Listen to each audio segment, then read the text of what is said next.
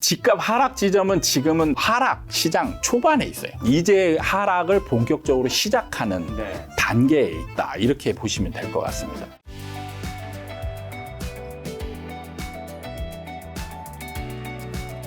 작년에 이제 그 유튜브에서 부동산 쪽에서 가장 핫한 이제 키워드의 인물이 아마 이현주 소장님이 좀 이제 그 중에서 한 분으로 손꼽을 수 있을 것 같은데, 그만큼 이제 많은 분들이 찾으셨다는 거고, 그게 이제 조회수로 나타나고, 그 조회수가 너무 뜨겁다 보니까 다른 수많은 유튜브 채널에서 이제 소장님을 이제 출연 요청을 하고 했을 텐데, 소장님 이제 유튜브 채널에 영상 보니까 타 유튜브 채널 이제 출연 그만하겠다. 제가 그 영상 다 봤거든요. 뭔가 대단한 결심을 하신 게 된 것 같은데, 혹시 어떤 마음으로 좀 그런 결정? 이게 참 대단한 것처럼 보이긴 한데 오늘 여러분 마지막 촬영입니다. 김작가 TV에서는. 고민을 좀 많이 하긴 했어요. 그러니까 정말 요즘 인터뷰 요청이 최근에 많이 왔었고, 그리고 이제 본의 아니게 제가 거절해야 되는 채널도 여러 군데 있었습니다. 그래서 그 부분에서 가장 제가 이제 걸리는 부분들이 제가 참 과거로 돌아가 보면 제발 인터뷰 좀 해줬으면 하는 그렇죠. 무명. 유명해지고 싶은. 제가 사실 김 작가님도 거절 당했었거든요. 아, 진짜? 언제지? 항상 책 내면 이제 저기 하는데 조용하시더라고요. 제가 먼저 연락을 했었나요, 나중에? 그랬던 것 같은데. 그렇죠, 맞아요. 나중에 조금 이제 제가 인지도가 조금 올라가고 나서 이제 갑자기 김 작가님이 연락이 오셔서 내가 성공했구나. 이제 그때 진짜 느꼈던 게 김 작가님하고 심사임당님 이렇게 연락이 왔을 때 내가 이제 조금 유명해졌구나. 이런 느낌을 받았었죠. 근데 이제 그런 시절을 생각해 보면 이렇게 이제 조금 사실 거절하는 데들이 제 나름대로의 이제 판단 기준이 있는 게 조회수가 좀 나오느냐 안 나오느냐.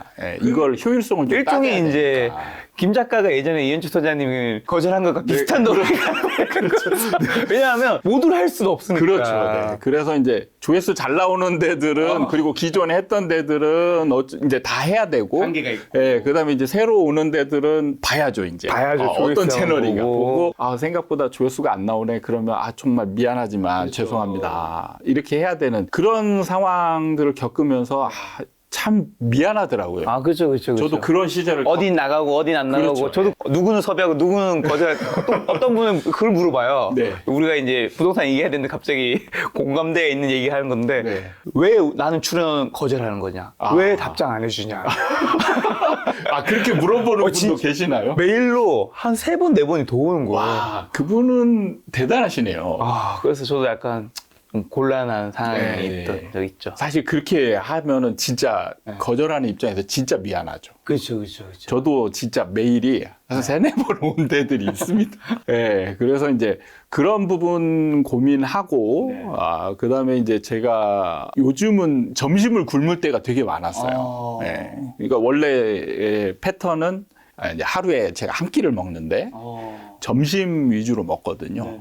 그래서 점심을 먹으면서 이제 생활을 했었는데 점심을 굶으니까 이게 이제 제 패턴, 이 루틴이 막 깨지죠. 이러면서 이제 저녁을 먹고 이게 자면은 이게 되게 버거워요. 부담스럽죠. 속에 부담스러워요. 속이 막 어떨 때는 자다가 소화제 먹기도 하고 막 이렇게 그런 일도 많아지고, 그러면서 내가 이런 패턴으로 계속 살아가야 되나 이 부분을 이제 고민을 했던 것 같아요. 그래서 여기서 또 효율성, 저는 이제 효율성 굉장히 중요하기 때문에 사실 제가 뭐 이렇게 이제 김 작가님 인터뷰 나오고 이런 게 다른 목적보다도 저를 사실 홍보하는 게 컸잖아요. 그렇죠. 책도 뭐 유튜브도 그런 목적을 좀 이제 비교를 했을 때 사실 옛날에 이런 채널에 나왔었던 상황과 지금 이제 나왔던 상황이 이제 좀 다르다. 영향력이 좀 적어졌다. 이런 느낌을 좀 받아서 이제는 좀 과감하게 정리할 필요도 있겠다. 이런 생각이 들어서. 소장님 자체가 영향력이 이제 생기신 거죠. 사실 그렇다고 인정해야 돼요. 그래서 소장님이 이야기를 이제 보고 들으시려면 이제 아파트 사이클 연구소에서만 볼 수 있다. 일단은 그렇습니다. 제가 그리고 고정 댓글 박아놓겠습니다. 지금 여기서 이제 뭐 처음은 아닌데 간간히 얘기를 했었는데 사실 제 채널에서도 언젠가는 전문가로서의 지위 이거를 내려놓을, 그러니까 그 부분도 고민을 하고 있습니다. 그래서 이제 뭐 유튜브를 아예 접든지 아니면 유튜브를 하지만 뭐 다른 컨셉으로 옮기든지 지금 고민을 하고 있는 중입니다. 그래서 대단하다는 생각이 드는 게, 어쨌든 그 다른 채널에 출연하는, 어떻게 보면 그거 하다 보면 네. 그게 뭔가 쳇바퀴 같은 루틴이라는 게 있잖아요. 아, 그렇죠. 네. 내가 하다 보면 너무 바쁠 때, 밥도 못 먹을 때는 내가 왜 이러고 있나. 저도 이제 김작가 TV 촬영할 때 좋아서 하지만 네. 어느 순간에는 하루에 뭐 촬영 4개 있고 하면 아침, 점심, 저녁을 다 못 먹고 저녁 한 9시쯤에 한 끼를 먹을 때가 있을 네네. 때, 이거 언제까지, 뭐 그런 생각 하는데, 어쨌든 지금 뭔가 1차의 그 단계는 좀 내려놓으신, 네. 언젠가는 이제 2차 최종거도 좀 내려놓으려고 준비를 하시는. 그러니까 저는 사실 첫 번째 책이 이런 결정을 하는데 굉장히 그 영향을 많이 미쳤던 것 같아요. 왜냐하면 첫 번째 책을 낼 때 머릿말에 제가 이제 돈의 노예가 되지 말라. 이런 머리 썼거든요. 그게 그 독자분들한테 향하는 말도 되긴 하지만, 나 자신한테 하는 채찍질 같은 그런 멘트도 있거든요. 곧 있으면 이제 조회수 노예가 되실 거예요. 다른 채널 출연 안 네, 하시고. 지금도 사실은 조회수에 막 일희일비하고 막 그치, 이렇게 그치. 되니까 그런 부분에서 좀 탈피를 해야 되는 게 아닌가. 그래서 어느 순간은 이제 이걸 반드시 내려놔야 된다라는 거를 자꾸 이제 제 마음속으로 계속 이제 저를 세뇌를 시키고 있는 중인 거예요. 알겠습니다. 소장님 영상 이제 보고 싶으신 분들은 아파트 사이클 연구소 제가 댓글 달아놓을 테니까 여기 찾아서 한번 들어가서 보시면 되고요. 감사합니다. 옛날 이야기 풀로 보고 싶으면 김작가 TV 많습니다. 자, 이제 부동산 이야기로 이제 본격적으로 좀 들어가면, 이제 부동산 폭락이 가파르다 보니까 뭐 가짜 뉴스가 많다는 얘기도 좀 있던데, 혹시 뭐 어떤 게 있을까요? 아니면 뭐 자극적으로 이제 뽑다 보니까 사실과 좀 다른 게 있을 것 같기도 하고요. 사실 제 입장에서는 그 부분에 대한 팩트 체크를 하기는 좀 어렵습니다.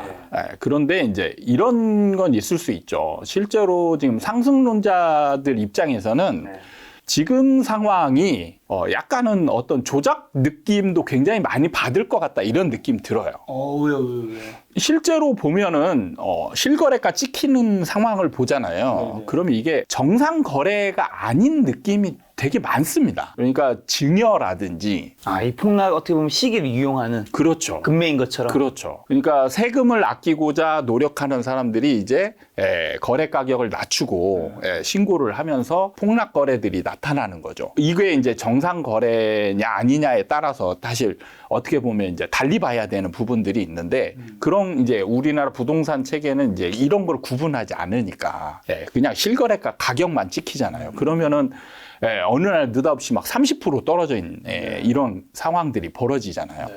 근데 그걸 제가 이렇게 지켜봐도 이런 거는 진짜 약간은 뭐랄까 조작 느낌 이런 게 이제 많이 느껴지는 그런 거래들이 생기면서 이제 이거를 어떻게 봐야 되느냐. 그러니까 상승론자들 입장에서는 이런 건 다 조작이다, 정상 거래가 아니다, 그래서 하락이 아니다, 이제 이렇게 이제 보는 분들도 많은 거죠. 그러니까 이제 이게 어떻게 보면 그분들 입장에서는 가짜 뉴스들이 되는 거예요. 그래서 뭐 하락 거래가 어떤 아파트 30% 하락했다, 뭐 이런 거 있잖아요. 그런데 이제 중요하게 봐야 될 게, 저는 이게 상승장에도 많았거든요. 상승장에도 많았고 지금 하락장에도 지금 영향을 주고 있는데, 실제로 이런 상황들이 벌어지는 거는 기반이 갖춰져 있기 때문에 이런 상황이 벌어진다는 점을 유념을 해야 된다라는 거죠. 그러니까 상승장에서는 이런 상황이 많이 벌어질 수 없어요. 그러니까 지금 이제 어느 정도 하락장으로 넘어갔기 때문에 이 세금을 아끼려고 하는 하락 거래들, 증여 거래라든지 아니면 그거에 따라서 이제 실질적인 정상 거래들도 비슷하게 이루어지고 하는 부분들, 그런 것들이 이제 나타나고 이게 또 시장에 영향을 주고 이렇게 이제 반복적인 상황들이 벌어지고 있다라는 부분. 충분히 조금 의심할 만한 거래 건수들이 가끔씩 있긴 하다. 네, 있습니다. 자, 그럼 지금 현재 2023년 이제 2월인데 벌써 이제 2월 중순으로 이제 곧 가고 있는 것 같은데, 지금은 집값이 이제 고점 대비 어느 정도 떨어진 상황인 거죠? 한번 점검해 주신다면. 그러니까 이 부분이 참 어려운 거예요. 왜냐하면 지표상으로 보면 뭐 예를 들어서 어떤 아파트가 있으면 하락 거래가 막 30% 하락된 실거래가가 찍히잖아요. 그러면은 지표상으로는 이게 우리가 뭐 그 지수라고 표현하죠. 지수상으로는 그렇게까지 가지 않지만 우리가 느끼기에는 20%, 30%뭐 심지어는 40% 떨어진 아파트들이 수두룩하게 지금 나와 있는 거예요. 그래서 지표상으로 보면 굉장히 많이 떨어진 것처럼 보이는데 실제 시장 상황에서 느껴지는 걸 보면은 사실 많이 떨어진 게 아니에요. 그러니까 이게 뭐냐면 매수자 관점으로 또 가보면은 좀 다른 거예요. 매수자 관점으로 가서 보면은 예를 들어서 이제 30% 떨어진 실거래가가 찍혔다. 그러면 매수자들은 최소한 이 가격대는 살 수 있겠지 하고 가는 거예요. 근데 이 가격대 살 수 없거든요. 호가들이 안 내려와 있어요. 이 위에 있습니다. 그래서 사실 호가에 나와 있는 매물을 사야 되는 거잖아요. 사려면은. 그런데 이 가격대, 그러니까 실거래가 찍힌 가격대의 호가들은 많이 없는 거예요. 그러다 보니까 이 괴리감이 생기는 거죠. 이게 이제 그러면 시장 매수자 입장에서 느끼는 시장 상황과 지표상으로 느껴지는 시장 상황과 약간의 괴리감이 있는데 이 부분은 이제 시간 어느 정도 제가 볼 때는 이제 시간차 이렇게 보면 되지 않나 이렇게 생각이 들어요. 그래서 30% 40% 떨어졌으니까 이제 바닥이다 이렇게 보는 분들도 많은데 그 부분을 사실 좀 제가 이제 주지시켜 드리고자 하는 말씀인 거예요. 왜냐하면 시장이 지금은 정상적인 하락 과정에서 일부 요즘 이제 새롭게 발생하는 세금을 회피하기 위한 특수한 거래들 이러한 것들이 이제 시장의 지표에 미치는 영향들이 크고 지금은 어떻게 보면 이제 하락 초반에 이제 그런 전형적으로 나타나는 그 흐름으로 가고 있다 이렇게 보시면 되지 않나 생각합니다. 그럼 지금의 이제 폭락이 소장님이 혹시 생각하는 정도의 수준인 건지 아니면 이제 이렇게 단기간에 부동산 폭락이 가파르게 됐던 이유가 있다면 어떤 게 있을까요? 제가 볼 때 영향을 주는 부분이 이제 크게 보면 두 가지가 있는데 하나는 지금 같은 경우는 이제 금리의 급격한 인상 부분이 가장 크다. 이 부분 때문에 이제 매수 심리가 완전히 죽었어요. 매수 심리가 완전히 죽었는데 사실 매도자들은 아직도 좀 버티고 있는 분들이 많거든요. 그래서 시장에 제가 좀 정상적이지 않은 조작 거래들이 많다라고 보는 게 이게 이제 매도자들이 이렇게 급락을 내놓는 매물을 막 30% 40% 이렇게 내놓지 않거든요, 원래는. 단계적으로 이제 버티다가 한 10% 깎고 그리고 또 거기에서 거래가 안 되면 조금 더 떨어지고 이런 식으로 거래가 되는데 지금은 급락 거래들이 생기는 거잖아요. 이런 게 이제 일종의 증여 거래나 이런 부분들 이런데 이게 이제 시장에서 천천히 그러니까 지표상으로 보면 굉장히 예전하고 다른 상황인 거예요. 근데 시장에 이걸 빼고 나면 사실 예전하고 비슷한 상황입니다. 비슷한 거예요. 그래서 버틸 사람들은 어느 정도 버티고 있으면서 서서히 이제 호가를 낮추고 있는 과정이고 매수자들은 여전히 매수 심리 그게 이제 굉장히 낮아져 있는 그런 상황이다. 이렇게 보시면 될 것 같습니다. 그럼 사람들 심리는 지금 이제 어느 정도고 그다음에 집값 하락금 지금 어느 정도 지점에 와 있는 거죠? 지금은? 집값 하락 지점은 지금은 하락 시장 초반에 있어요. 이제 하락을 본격적으로 시작하는 단계에 있다. 이렇게 보시면 될 것 같습니다. 지금은 지표만 보면 어떻게 보면 막 하락을 엄청 한 것처럼 그러니까 30% 40% 떨어졌으니까 제가 보통 예전에도 이제 인터뷰할 때 한 40% 떨어진다. 이런 얘기를 했었잖아요. 그러면 이제 40% 다 떨어진 거 아니냐 이렇게 보는 분들이 많은 거죠. 근데 그게 아니라는 거죠. 그게 그런 거래들은 대부분 이제 증여나 실질적으로 이런 거래들이고 지금 이제 시장 참여자 특히 이제 매도자들이 시장을 하락하는 걸 인정하고 가격을 조금씩 내리고 있는 이런 부분은 지금의 하락장 초반 단계에 있다. 이렇게 보시는 게 맞을 겁니다. 자, 그럼 이제 지금 부동산 매물과 거래량 멸종 상황은 어느 정도일까요? 진짜 이거는 굉장히 어떻게 보면 기존 데이터에서 찾아보기 힘들 정도로 지금 서울 거래량 기준으로 지금 1000건을 넘지 못하는 상황이 몇 달 정도가 아니고 지금 어떻게 보면 잠깐 그 윤석열 정부 이제 탄생하는 그 시점만 잠깐 1000대를 넘어섰고 그 시기에 4, 5월 달을 제외한 나머지가 지금 다 1000건 미만이에요. 근데 평균적으로 보면 서울 거래량이 평균치가 5000건 정도거든요. 5000건이 좀 안 됩니다. 근데 지금 1년 넘게 지금 1000건 밑에 있는 이 시간이 지금 거의 1년 넘게 진행되고 있는 거예요. 그리고 실제로 12월 달에도 뭐 800건대 나왔고 이번에 이제 1월 달 거래량도 나왔는데 1월 달이 이제 1.3 대책 나오고 나서 사실 거래가 많이 이루어지고 있다라는 얘기들이 많이 들렸거든요. 그래서 거래량의 이제 그 변화 이 상황을 좀 많이 지켜보고 있는데 변화가 없어요. 1월 달도 거의 800건대밖에 안 됩니다. 물론 이제 이게 2월 달 가봐야 좀 알 수 있거든요. 왜냐하면 거래한 거를 시간차를 두고 이제 신고하는 데들이 많으니까. 그런데 이것도 사실 지금 2월 달도 지금 추산 중에 있는데 그렇게 급격하게 느는 모습이 안 보이고 있어요. 그러니까 지금 거래량이 생각보다는 굉장히 지금 더디게 늘어나고 있다. 그러니까 그만큼 지금 매수 심리가 워낙 위축되어 있다. 그리고 매도자들도 사실 이렇게 매수 심리가 위축되어 있는데 매도자들이 이제 이 심리에 발맞춰서 가격을 탁 내리면 거래가 늘어나거든요. 안 내린다는 거잖아요. 그렇죠. 거래가 늘어나는데 매도자들이 지금 안 팔고 있으니까 거래가 안 늘어나는 거예요. 이 소리 손뼉이 안 마주치는 거죠. 마주칠 수가 없는 상황이 지금 계속되고 있는 거죠. 그게 지금 매도자들의 심리도 아직까지 버티고 있다 이거죠. 그럼 이 손뼉이 부딪히는 거래 절벽 현상은 좀 언제 풀리고 이게 거래량이 풀리면 네. 이 집값은 이제 그때부터는 이제 위로 가는 건지 밑으로 가는 건지. 네. 자, 이 공식을 잘 이해를 하셔야 되는데 네네네. 지금 상황에서 거래량이 늘지 않으면 상승은 할 수 없습니다. 그렇죠? 그렇죠. 네. 그런데 거래량이 늘면 상승한다 이렇게 생각하면 안 돼요. 거래량이 늘면 상승할 수도 있지만 하락할 수도 있어요. 그러니까 이거는 거래량이 느는 게 상승으로 가는 충분 조건이 아니다라는 거예요. 네. 그러니까 뭐냐면 제가 이제 적극성이라는 표현을 자주 하는데 이 거래량이 느는 과정에서 적극성이 어느 방향으로 진행되느냐가 훨씬 더 중요한 거예요.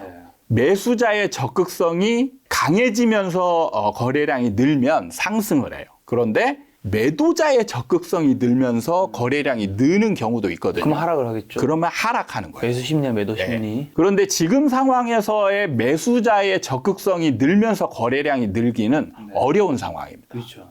그러니까 매수자들은 뭐라고 할까? 지금은 거래 패턴이나 이런 걸 보면 시장에서 지금 들리는 얘기나 조사하는 걸 보면은 급매물들은 지금 소진되고 있다는 얘기들이 나와요. 그러니까 급매물만 소진되지 돌아다니는 사람들은 진짜 많다라고 얘기를 해요. 매수를 고려하는 진짜 매수자들이 돌아다니는데 거래로 연결이 안 되는 거예요. 그게 뭐냐면 급매물들 입장에서 매수자 입장에서 이 가격대면 충분히 싸다. 그러면 이제 사는 거예요. 근데 여기서 이제 매도자들이 좀 상승하겠네 이런 느낌을 가지면서 호가를 딱 올리잖아요. 그러면 매수자들이 달라붙지 않아요. 그러면서 지금 거래 절벽 상황이 계속 지속되고 있는 거죠. 그러면은 지금 상황에 이제 앞으로 거래량이 느는 상황을 가정을 해보자면 예상을 해보자면 어떤 상황이 그려질 가능성이 많냐면 조금 더 시간이 지나면 이제 매도자들이 지는 상황으로 가는 거예요. 지금 매도자들이 버티고 있는데 매도자들이 지는 거죠. 매수자한테 협상의 우선권을 빼앗기게 되는 왜 지게 되죠? 그러니까 힘의 우위에서 줄다리기를 하고 있는데 그 힘이 누가 강하냐의 문제인 거예요. 맞아요. 근데 지금은 매수자들의 힘이 강할 수밖에 없는 게 모든 전반적인 상황이 다 매수자를 지지하고 있던 지원하는 상황이죠. 지금 금리 인상이 기조가 유지되고 있죠. 그 다음에 우리나라의 경기 상황도 지금 꽤 안 좋은 상황으로 가고 있죠. 그 다음에 지금 인구 감소도 시작이 됐어요. 그 다음에 가격대의 부담이 아직도 여전히 크게 남아있다. 그리고 전세가도 떨어지고 있어요. 그러니까 지금 상승으로 갈 만한, 상승을 느낄 만한 상황은 유일하게 지금 규제 해제 정도예요. 규제 해제 많이 하고 있죠. 네. 이 정도만 상승 요건으로 어느 정도 자리를 잡고 있는데 나머지가 다 하락 요건들이잖아요. 그러니까 매수자들이 굳이 지금 옛날 상승장처럼 쫓겨가면서 불안에 떨면서 상승할 것인가 막 이렇게 떨면서 쫓아가서 거래를 하는 그런 상황으로 이어지기가 힘든 상황이라는 거죠. 그러면은 매수자들이 버티게 되면 매도자들 중에는 항상 누가 생기냐면 급한 사람이 생겨요. 있죠.